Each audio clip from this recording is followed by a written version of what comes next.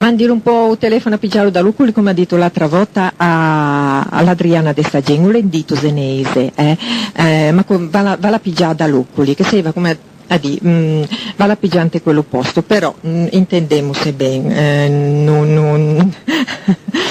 non equivochiamo a cosa, perché, ti spiego Angelo,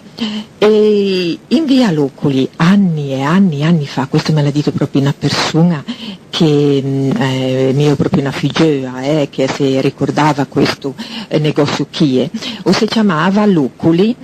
perché olean via Luculi appunto, che o si chiamava così perché olean via Luculi, come che poi essere il bar Roma, via Roma, farmacia 20 settembre, 20 settembre, e olea in negozio che si trovava di tutto, e ne venivano da tutte le parti in questo negozio qui, perché si trovava da pignata a roia da bicicletta, a qualunque peso di ricambio, arnesi nuovi, arnesi di seconda mano,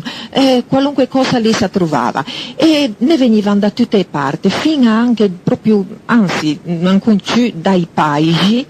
che quelle persone che non sapevano già a Zena, e allora andavano lì in quello posto e così godivano in quello posto, perché magari giusto appunto quelli paesini così dell'anca non si ricordavano bene i nomi, no? E invece non sapevano di Luculi, godivano in quello posto, e quando magari mancava qualcosa si parlavano fra degli altri, dice mia se non andiamo a pigiarlo in quello posto, perché sapevano che lì trovavano quello che serviva, no? Appunto, oppure mia questo coso chi mia tu sai dove ti devi andare alla pigiante quello posto, perché magari giusto i paesini non si ricordavano quello nome lì e che divano in quello posto, e quei cusciniatri che demo in quello posto con lei da Luculi, perché lì Angelo le han posto che qualunque cosa te fisse serviva, qualunque cosa ti serviva, peso del ricambio, ti poi vi sta tranquillo che t'anavi lì in quello posto lì ti go pigiavi. Bene, allora andiamo con la prossima canzone. Mi è piaciuta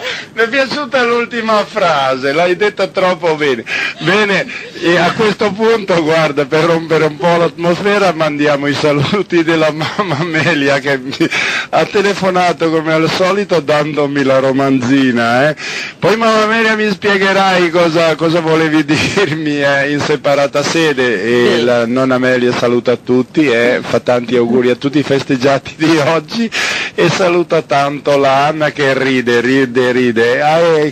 Lei non voleva equivocare, invece ci è riuscita molto perché bene. Quando contò quella volta del pappagallo, no? Che ho l'anetto in quello pulano, e ho detto non voleva pigiarlo in quello posto, ma lei ha da Luculi, perché mi hanno telefonato, mi ha detto Anna, non pensavamo, non a parlare così, ma insomma, va bene. Se ti vuoi pigiarlo in quello posto, vai in via Luculi. Una volta.